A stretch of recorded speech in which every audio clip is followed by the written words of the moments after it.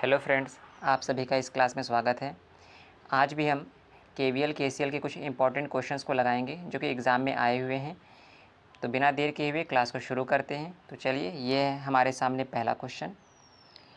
आप सभी लोग क्वेश्चन को बहुत ध्यान से पढ़िए और एक बार ट्राई करिए, देखिए क्या आता है आंसर, फिर हम भी कोशिश करते हैं। ठीक है, चलिए अच्छा, इस क्वेश्चन को सॉल्व करते हैं। लिखा क्या गया है कि परिपथ में 6 ओम प्रतिरोध में बहने वाली धारा क्या होगी, यानी कि इस 6 ओम के प्रतिरोध में बहने वाली धारा को ज्ञात करना है। ठीक है, तो सबसे पहले आपको पता होगा जो केसीएल का हमारा नियम कहता है कि किसी पर्टिकुलर नोड पर आने वाली धारा का बीजगणितीय योग जाने वाली धारा के बीजगणितीय योग के बराबर होता है। तो आप ध्यान देंगे, ये मान लीजिए हमारा क्या एक तरह से नोड है। ठीक है, इस नोड पे मान लेते हैं कि हमारी ये धारा अंदर की ओर आ रही है ऐसे। तो आई स्क्वायर टू क्या हो जाएगा, यहाँ पर देखिए 8 एम्पियर की धारा और 10 एम्पियर की धारा दोनों अंदर की ओर आ रही है। तो आई स्क्वायर टू क्या हो जाएगा हमारा I1 प्लस I2, यानी कि 8 प्लस 10 कितना हो जाएगा 18 एम्पियर। जैसे ही आई की वैल्यू आपकी 18 एम्पियर आ गई, आपको 6 ओम में बताना है कि कितने एम्पियर की धारा बहेगी। तो बस करंट डिवीजन रूल से हम निकालते हैं। करंट डिवीजन रूल कैसे इस्तेमाल करते हैं, मान लेते हैं कि इसमें हमारी धारा जा रही है 6 ओम में, तो बराबर में क्या लेते हैं, कंप्लीट हमारा जो धारा होती है 18, सामने वाला रेजिस्टेंस 12 और उसके बटे में नीचे वाले दोनों रेजिस्टेंस को ऐड कर देते हैं। तो 12 6 18, 18 से 18 कट गया, यानी कि 6 ओम के प्रतिरोध में जो बहने वाली धारा होगी 12 एम्पियर की होगी। ठीक है, 12 एम्पियर की धारा बहेगी इसमें। ये हमारे पहले क्वेश्चन का आंसर। ठीक है, चलिए अब अगर अगले क्वेश्चंस पे चलते हैं। ये अगला क्वेश्चन है आप सभी के सामने, एक बार कोशिश कीजिए। 2 ओम प्रतिरोध में बहने वाली धारा होगी, यानी कि इस 2 ओम के प्रतिरोध में बहने वाली धारा होगी। तो आपको एक बात पता होनी चाहिए कि अगर हमारी इस लाइन में जो धारा बहेगी वो इसमें से होकर ही जाएगी। तो सबसे पहले देखिए, इसका इजी मेथड क्या होता है सॉल्व करने का। यहाँ से आप पहले तो आर इक्विवेलेंट निकाल लीजिए कि आर इक्विवेलेंट कितना है। तो यहाँ से अगर हम आर इक्विवेलेंट निकालें या आर ए बी निकालें, तो आप देखेंगे ये 3 और 2 ओम किस में है, सीरीज में है, 5 ओम हो जाएगा। और ये 5 ओम और ये 5 ओम, अगर हम इसको ऐसे कर दें, ये 5 ओम और ये 5 ओम किस में, पैरेलल में हो जाएंगे, यानी कि आर इक्विवेलेंट कितना हो जाएगा हमारा, ये 2.5 हो जाएगा। ठीक है, जैसे ही हमारा आर इक्विवेलेंट पता चल गया, टोटल वी तो पता ही है हमें कितना है, 5 वोल्ट। तो यहाँ से आई निकाल सकते हैं, आई इक्वल्स टू वी बटे में आर। तो वी की वैल्यू कितनी है हमारे यहाँ पर, वी की वैल्यू है 5 और आर की वैल्यू है 2.5। यहाँ पे चाहे तो आप इसको वैसे भी लिख सकते हैं 50 बटे में 25 और 25 दूनी 50, ये 2 बार में कट जाएगा।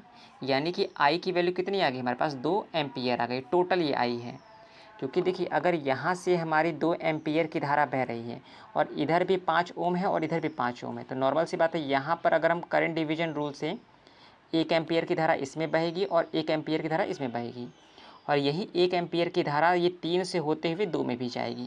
तो हम सीधे सीधे कह सकते हैं कि जो 2 ओम में बहने वाली धारा होगी 1 एम्पियर की होगी। ठीक है, इसका आंसर ये होगा 1 एम्पियर। ठीक है, चलिए अच्छा, उम्मीद कर रहे हैं आप लोग को समझ में आ रहा होगा सारी चीज़ें।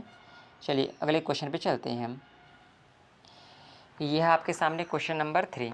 लिखा क्या गया है कि दिए गए चित्र में 1 ओम प्रतिरोध में वोल्टता ज्ञात करें, यानी कि हमें क्या बताना है, 1 ओम में कितनी वोल्टता होगी जो है। ठीक है, चलिए इस क्वेश्चन को करते हैं। सबसे पहले हम देख लेते हैं, यहाँ पर देखिए हमारा 10 एम्पियर की धारा बह रही है, और इसके बाद से यहाँ पर इस पॉइंट पे अगर हम बता सकते हैं पहली बात कि इसमें कितने एम्पियर की धारा जा रही है और इसमें कितने एम्पियर की धारा जा रही है, करंट डिवीजन रूल से इस्तेमाल कर सकते हैं। तो चलिए मान लेते हैं कि इसमें I1 धारा जा रही है, इसमें I2 धारा जा रही है। हमें जब इसमें ही निकालना तो इसी को निकाल लेते हैं। I1 इक्वल्स टू क्या करेंगे, I1 equals to total I कितना है 10 गुणे में, अगर देखा जाए सामने वाला रेजिस्टेंस 4 और ये टोटल रेजिस्टेंस कितना है हमारा जो है, ये भी तो 4 है, और 4 + 4 कितना 8 हो जाएगा। यहाँ पे काटिंग 4 दूनी 8 और I1 की वैल्यू कितनी आ जाएगी हमारी 5 एम्पियर आ जाएगी। जैसे ही पता चल गया कि इसमें हमारी 5 एम्पियर की धारा बह रही है, तो आपको 1 ओम के अक्रॉस में वोल्टता ज्ञात करनी है, कितना वोल्टेज ड्रॉप हुआ एक तरह से कह सकते हैं। तो V इक्वल्स टू क्या होता है हमारा आई आर होता है, आई कितना गया हमारा 5 गया, और आर की वैल्यू कितनी है ये 1 है, तो यहाँ पे 1 लिख दिए। तो वी की वैल्यू कितनी आ गई हमारी 5 वोल्ट, यानी कि 1 ओम के प्रतिरोध में वोल्टता कितनी होगी हमारी 5 वोल्ट होगी। ठीक है, चलिए अच्छा आगे चलते हैं, अगले क्वेश्चंस पे देखते हैं कैसा है क्वेश्चन। यहाँ पे क्या लिखा गया है, परिपथ द्वारा अधिकतम शक्ति स्थानांतरण के लिए लोड प्रतिरोध का मान, यानी कि आप बहुत ध्यान से पढ़ेंगे मैक्सिमम पावर, ये मैक्सिमम पावर ट्रांसफ़र थियरम है। आप लोग को पता होगा कि मैक्सिमम पावर ट्रांसफ़र थियरम के लिए जो RTH की वैल्यू होती है किसके बराबर होती है, RL के बराबर हो जाती है, यानी कि जो ये RL की वैल्यू होगी ये किसके बराबर होगी, RTH के। और RTH कैसे निकालेंगे, हमें पता है कि जितना भी इसमें जो वोल्टेज सोर्स होता है, वोल्टेज सोर्स को शॉर्ट कर देते हैं और करंट सोर्स को ओपन कर देते हैं। ठीक है, तो इसमें देखते हैं ये हमारा वोल्टेज सोर्स यहाँ पर है, तो इसको शॉर्ट कर देंगे। देखिए हमारा ये ऐसा कुछ परिपथ बनेगा, ये शॉर्ट कर दिए, यहाँ पर हमारा 1 है, यहाँ पर भी 1 है, और यहाँ पर हमारा 2 ओम है।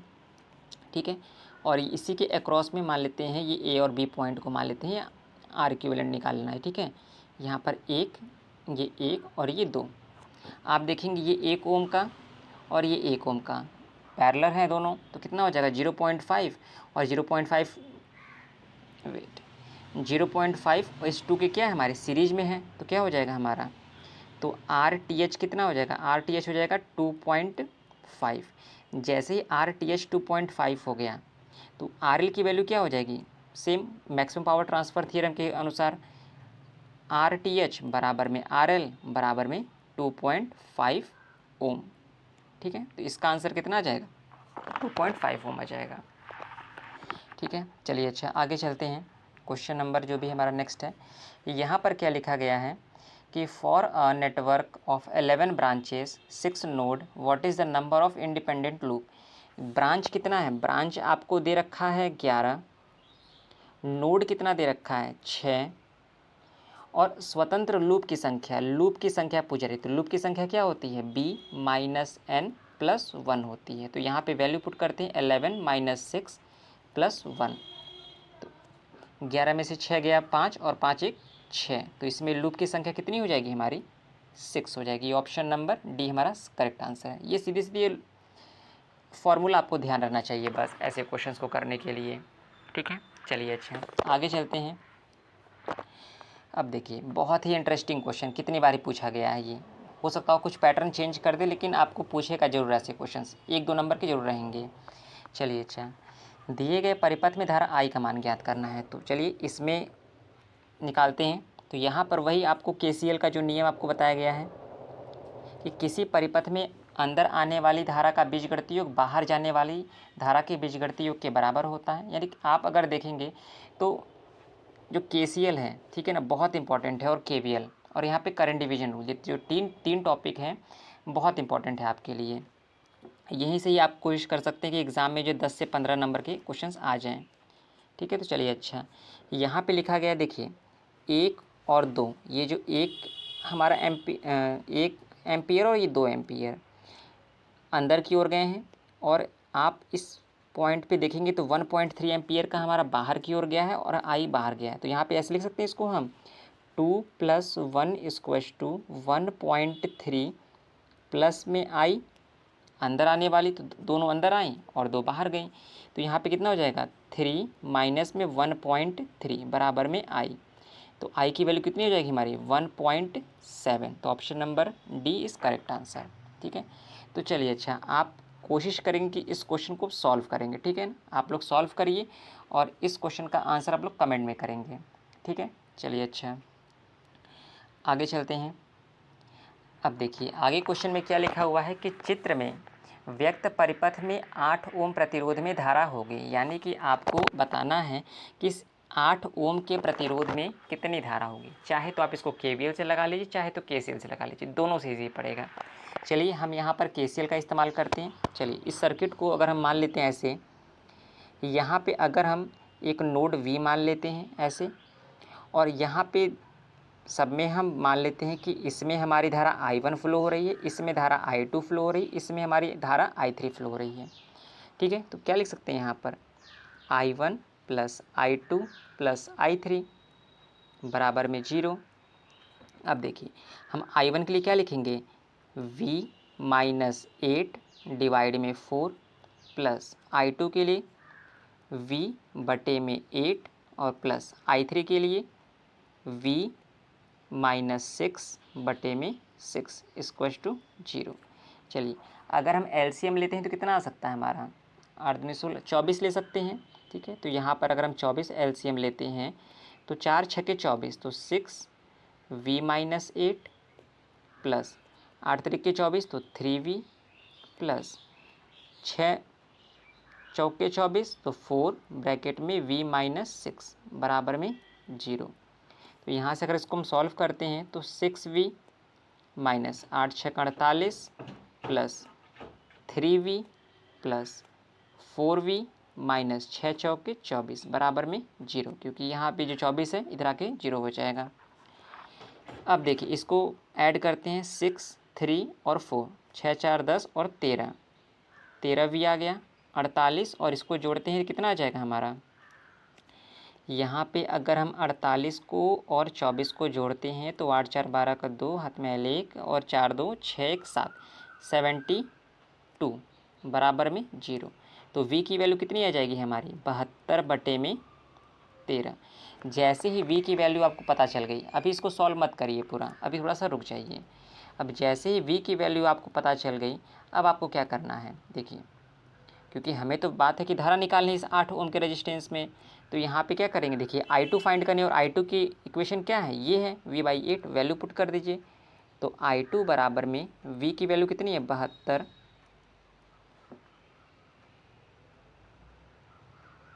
बटे में 13 गुणे में 1/8, 8 9 72। ठीक है, ये 9 बार में जाएगा, तो आप क्या करेंगे 9 बटे में 13। अब इसके बाद से आप इसको सॉल्व करते हैं तो कितना आएगा जो है, भाग दीजिए आप 13 का 8 में, और जितना आएगा बताइए वो आंसर होगा हमारा जो है। ठीक है, चलिए अच्छा, तो ये वाला होमवर्क भी आप लोग को दे देते हैं, बताइएगा कि I2 की वैल्यू कितनी आई है, 9 बटे में 13 है, तो इसका आंसर जो है कुछ 0.1391, तो 0.6 समथिंग के अप्रॉक्स आएगी, आप लोग इसको चेक कर लीजिएगा। ठीक है, चलिए अच्छा आगे चलते हैं। चलिए यहाँ पर आपको क्या दे रखा है अगले वाले क्वेश्चन में, कि निम्न दिए गए परिपथ में 4 ओम व 6 ओम के प्रतिरोध में धारा क्रमशः होगी। तो यहाँ पे बताना है कि इस 4 ओम में और इस 6 ओम में धारा होगी, ठीक है। चलिए पहले चेक करते हैं कैसे कर सकते हैं इसको जो है हम। यहाँ पर अगर सीधी सी बात है, अगर R इक्विवेलेंट यानी कि टोटल R अगर पता करना चाहें तो पता कर सकते हैं। चलिए कैसे देखते हैं, 6 और 6 ओम किस में है, पैरेलल में है, समांतर क्रम में है, तो कितना हो जाएगा यहाँ पर, यहाँ से ये 3 हो जाएगा, और यहाँ पर क्या है ये भी समांतर क्रम है, तो ये भी क्या हो जाएगा 2 हो जाएगा, और यहाँ पे हमारा क्या है, हमारा पूरा ये 20 ओम का 20 वोल्ट का वोल्टेज है। तो R इक्विवेलेंट या R टोटल कितना हो जाएगा 5 ओम। V की वैल्यू कितनी है 20 है, तो क्या I की वैल्यू फाइंड कर सकते हैं। I की वैल्यू क्या हो जाएगी हमारी V बटे में R। V की वैल्यू कितनी है, V की वैल्यू हमारी 20 है और R की वैल्यू 5, तो 5 चौक के 20, तो I की वैल्यू कितनी आ गई हमारे पास 4 एम्पियर आ गई। अब आप सोचिए कि जब 4 एम्पियर की धारा यहाँ से बहते हुए जाएगी और यहाँ पर जब डिवाइड होगी 2 भागों में, तो सीधी सी बात है इधर भी 6 इधर भी 6, तो यहाँ भी 2 एम्पियर जाएगी, यहाँ भी 2 एम्पियर जाएगी। इसके बाद से इस पॉइंट पर आके फिर 4 हो जाएगी, इसके बाद से फिर यहाँ पर वो 2 भागों में बढ़ जाएगी, यहाँ पे 2 यहाँ पे 2, यानी कि 4 ओम के प्रतिरोध व 6 ओम के प्रतिरोध में क्रमशः 2 एम्पियर और 2 एम्पियर की धारा फ्लो करेगी। ठीक है, चलिए अच्छा चलते हैं अगले क्वेश्चन पे। ठीक है, सारे क्वेश्चंस ख़त्म हो गए हैं। ठीक है, आप लोग सारे क्वेश्चंस को एक बार देखिएगा, और KVL KCLs के जो कुछ क्वेश्चंस और पिछले वीडियो में बने हुए हैं आप उनको देखिए। Current division rule, voltage division rule most important है, ज़रूर देखिए एक बार। Thank you.